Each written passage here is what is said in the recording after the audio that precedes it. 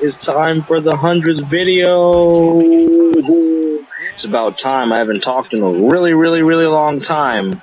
And during the summer, I'm going to hopefully start recording and uploading a lot more videos with me talking, even though my voice is really annoying. But I've been wanting to do this video for a really long time. The title of this one is, What If ECW Didn't Close? Now this one here, about a year ago today, on the 15th of May, WWE pulled up an article on what if ECW didn't close. Now, they had interviews with people like Joey Mercury, Tommy Dreamer, Steve Corino, Rhino, Van Dam, all those other types of extremists, and spoke to them about what would happen if ECW was still around today. So let me read you at least one thing. Well, I'll read a few, but here's one thing I wanted to touch on that they had spoke about, which was the talent. One says, who, WWEclassic.com asked, who were the young stars that would have emerged from the original ECW? There was another one, Steve Corino had said, Paul really liked to you guys that didn't fit the mold. I definitely say Christopher Daniels and Low Key would have been the first two that Paul would have gotten. Heyman says, I held off bringing in Low Key because I wasn't convinced the liability of the company, and I didn't want to debut someone in our dying days. The Low Key would have been a major player. Joey Styles, of all people, says, so all of the top stars from Ring of Honor, Punk, Daniel Bryan, Samoa Joe, would have definitely found their way to ECW, which I think is really interesting. I'd love to see those guys back in the original ECW with all the other extremists. That would have been really fun.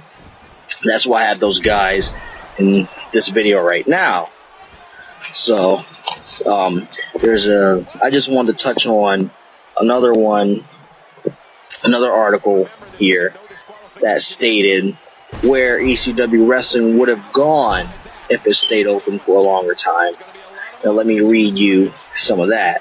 WWE Classic Act, would ECW's extreme content would have changed if the company continued? Let's go to Heyman, because I think he's the most liable one. He was the main guy. So the content of the company was set to change anyway. The hardcore era was over. And I think so. I mean, you can only be something for so long and then have to change. It's all about evolution. There's WWE Classics right after Act. What would the new style would have been? Paul says, we certainly would have gone towards incorporating more progressive submission-based style. I really would have liked that. Rather than relying on what had been hot from 94 to 99. We would have accepted the influence of mixed martial arts, MMA, quicker than others. But I never lost sight of still being pro wrestling, and that's where we were headed. Flaming tables, barbed wires, and stuff like that would be saved for big-time moments. Things were moving towards a hybrid style that no one had found the niche for yet. Now, I really wanted to see how that would turn out. Extreme Rising and House of Hardcore really haven't done that. And a lot of the other ECW reunion shows really haven't done that.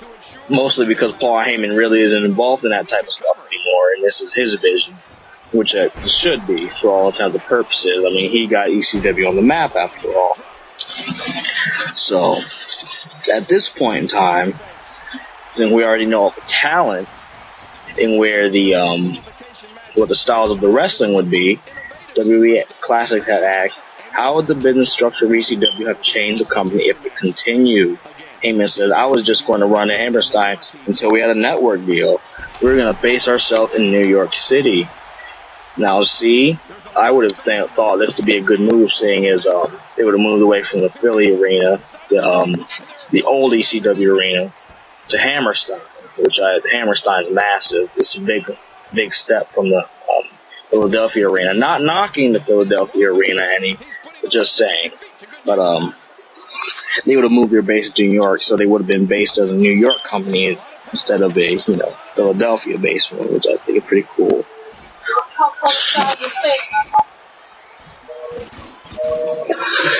So, sorry about that. I dropped something, but yeah. For the most part, a lot of people would have liked that, especially those New Yorkers. They love hardcore styles of wrestling, but yeah, they would have hopefully gotten a USA Network deal, and Raw would have moved to TNT a lot. Not TNT, shoot, what am I talking about? The TNN sooner, which is Spike TV right now. But, yeah, that is pretty much it. I personally think the ECW would still be around today. It'd pretty much be all around the indies. It'd be pretty much another TNA right now. And I think TNA would be a lot smaller, if at all existing. But, I think that's pretty much it for today. So I will record more videos and more of my, how would I say? I wouldn't say reactions, but some reactions, news, and, you know what I'm talking about. But, other than that, I'll start uploading really, really frequently during the summer. So instead of now, because school's a major pain, but instead of now, but until then, I'll see you guys next time, and the next one will be about WCW and what if that never closed. So until next time, bye.